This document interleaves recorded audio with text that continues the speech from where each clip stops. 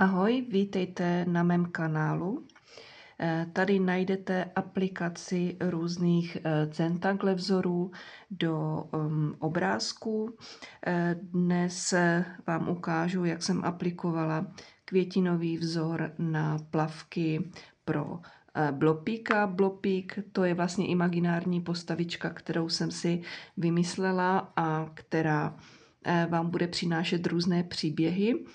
Blopík se vydal na dovolenou a tady si užívá svoji první lázeň. Další takový vzor, který jsem aplikovala, je sluníčkový vzor a tady vzor na oblohu. Takže pokud se vám kanál bude líbit, budu ráda, když dáte tlačítko odběr, abyste se mnou mohli prožívat další Blopíkové příběhy, ale samozřejmě i další obrázky, které mě napadnou. Tak si to teď doděláme. Tady na rozkreslení přesnosti tohoto vzoru jsem použila pravítko a tužku, aby to pro mě bylo jednodušší a pravidelnější.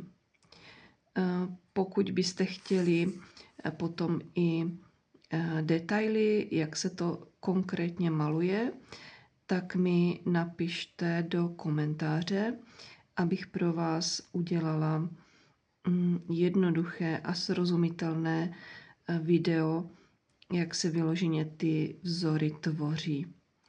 Určitě se podívejte do playlistu, protože Blopík už tam má povícero příběhů a je tam i první video Blopíka, jak vlastně vznikl, jeho různé obličeje. A samozřejmě se můžete podívat i na další playlisty, protože ráda maluju figurky, jako je třeba želvička nebo tvary umělých kamenů. Takže se můžete inspirovat. Je to jednoduché kreslení, budete potřebovat kousek papíru a tady ty technické linery, fine liner. Tady je například 0,1, což je ten liner s nejtenčím hrotem. Tak, máme to hotovo. Teď už jenom vygumuju pomocné linie a můžu to nechat buď takhle, anebo si to můžu vybarvit pastelkami. Takže vám přeji krásný den a zase u příštího obrázku.